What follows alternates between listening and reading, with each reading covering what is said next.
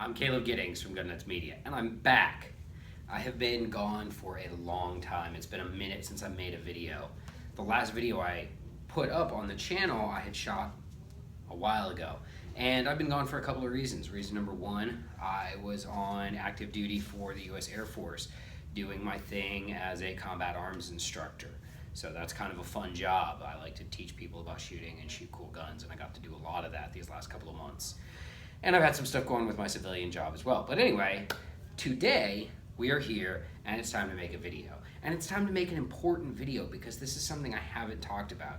You guys have seen my video, the 5 best guns for concealed carry, which the internet hated because they're like, oh my god, a Glock 19 is too big for concealed carry, herp derp, I'm so dumb. Well, obviously, a Glock 19 is not too big for concealed carry, and neither is a Glock 34, but, you know, whatever. Oh, and by the way, for the safety Nazis, that is a safe direction in this building that I'm in. So, that video caused a lot of butthurt because people don't think you can carry a decently sized gun. Well, today, I'm making a different video, and today's video is the 5 worst guns for concealed carry. And these guns, I'm gonna go by specific makes and models here, and I'm gonna call them out as terrible because they are.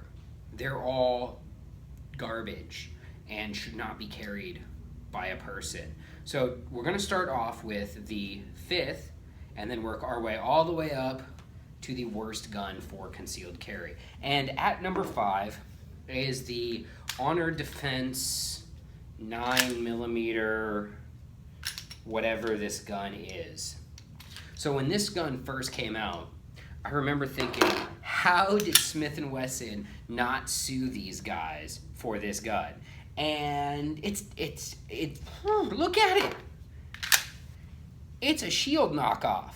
It is a 100% knockoff of the M&P Shield, except unlike the M&P Shield, which is actually well made with decent quality control, this is a hunk of junk. And it's not a cheap hunk of junk either. These things retail for like $475.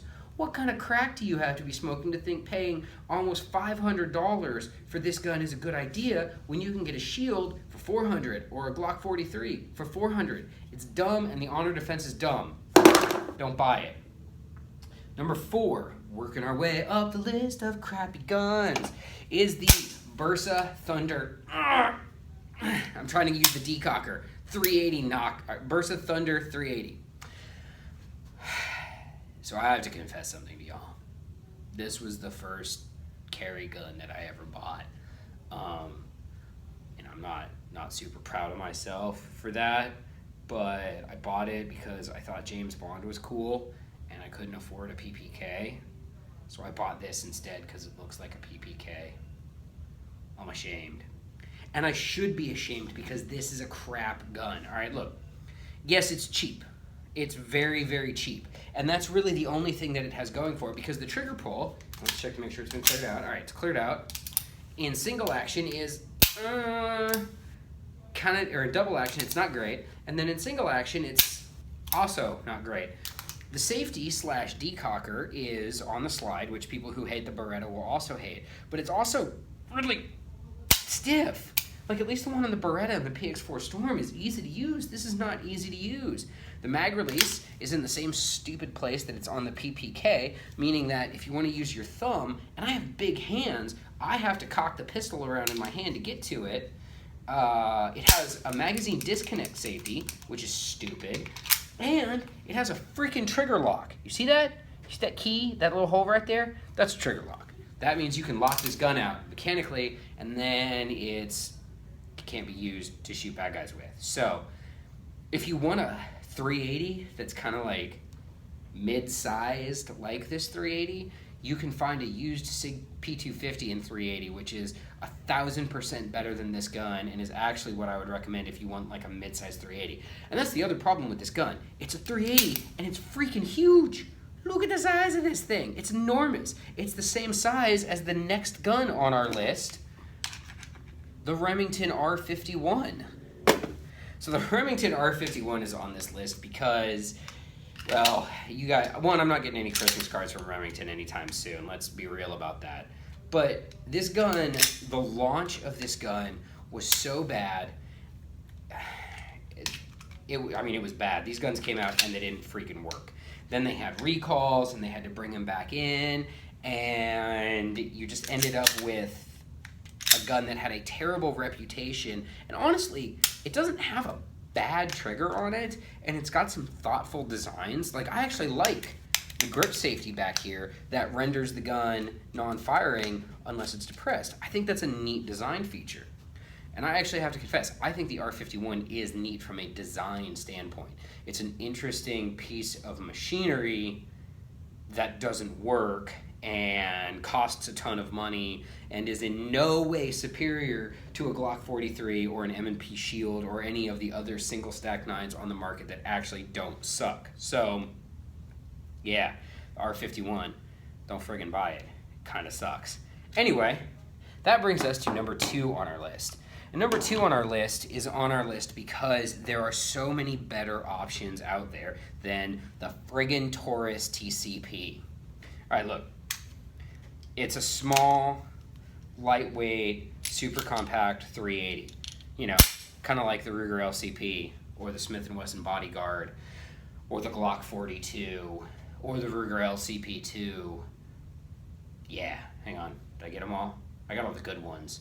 LCPs, Smith & Wesson Bodyguards, Glock 42s, LCP2s. Yeah, those are the 4 good compact 380s that are available for deep concealment guns. This isn't one of them, all right? Well, the trigger pull sucks.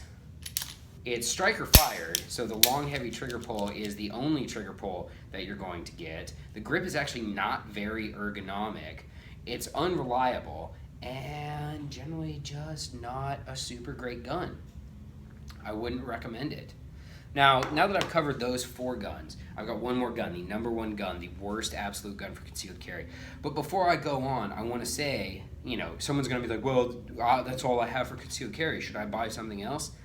Honestly, yeah, you probably should. But if it's all you have for concealed carry, it will probably put a round down range. Emphasis on the probably part. If your only gun that you own is a Taurus TCP, it is absolutely better than a sharp stick in the eye. But if you've made the choice to carry a gun for self-defense, I believe that you should carry one of the best option. You know, if you want to carry a compact 380, great. Carry a Glock 42 or an M&P Bodyguard. If you want to carry a single stack 9, great. Carry an M&P Shield or a Glock 43. You know, if you want to carry a medium-sized 380, carry I guess a Beretta 85 would fit that bill. Yeah, find a nice Beretta 85, carry that instead of this. All right. These will all work, yeah, but they're not great for a lot of reasons. But the number 1 gun on my list is actually a well-made gun, and they're made with good quality and good quality control, and they tend to be reliable, but these are the absolute worst guns for concealed carry. Mini revolvers.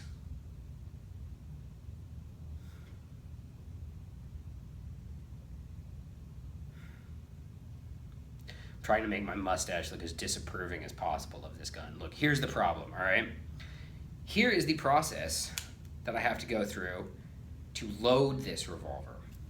Take that thingy out, put the cylinder to half cock, or they pull the hammer back to half cock, take the cylinder out, put 5 cartridges in here, futz around with this friggin' thing again, make sure that when I put it in, the hammer is resting on the safety notch and not over the primer of a live cartridge, put this friggin' thing back in, futz around with this some more, come on you dirty son of a... And now the gun would be loaded. Then to shoot it, I have this itty bitty grip that my meat hooks completely and totally engulf. So then when I actually go to fire this thing, it has pretty stupendous recoil. It's gonna go like this, it's gonna make a tremendously loud noise. I've got 5 shots, and then if I need to reload it, I'm basically hosed. So they're cool. All right, I don't want to dog these as guns because I actually think the NA mini revolvers are neat. I think they're fascinating little pieces of micro engineering and a neat idea as a toy. But this is not a serious gun for face shooting people. No. Bad. If you want a small compact revolver, You want a J-frame. You don't want this. Like, here's me trying to not put my finger on the trigger. Come on, guys. Come on, man.